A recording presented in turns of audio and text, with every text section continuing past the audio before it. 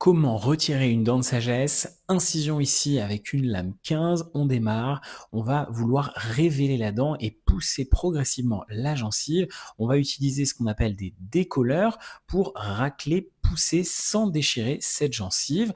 On va mettre en évidence la dent à retirer, on va pouvoir la séparer, la couper, puis ensuite utiliser ce qu'on appelle un élévateur qui va nous permettre de faire des effets de coin pour progressivement retirer, soulever finalement la dent vers l'extérieur et ensuite on la récupère. Bonne question ici, pourquoi les praticiens veulent retirer les dents de sagesse? Alors il faut toujours comprendre que la dent de sagesse, c'est un rapport entre le risque et le bénéfice.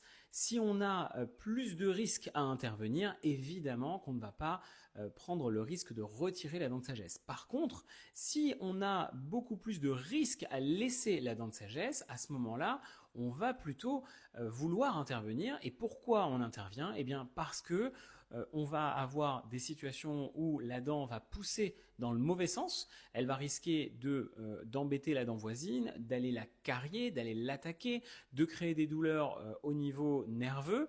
Elle va aussi embêter la gencive, elle va créer potentiellement des infections autour d'elle, des péricoronarites. Certaines dents de sagesse vont en fait être visibles mais ne vont pas être complètement incluses et à ce moment-là ça va être une porte d'entrée pour les bactéries parce que ça reste compliqué à nettoyer et voire impossible à nettoyer. Cette accumulation de bactériennes va risquer aussi de développer des problèmes autour de cette dent de sagesse. Donc c'est pour ça que certaines fois il vaut mieux bien sûr retirer ces dents de sagesse. Alors c'est sûr que s'il y a déjà des symptômes, s'il y a déjà des gonflements, des douleurs, des problèmes d'ouverture au niveau buccal, avec une fréquence et une intensité qui augmentent, oui, on retire les dents de sagesse.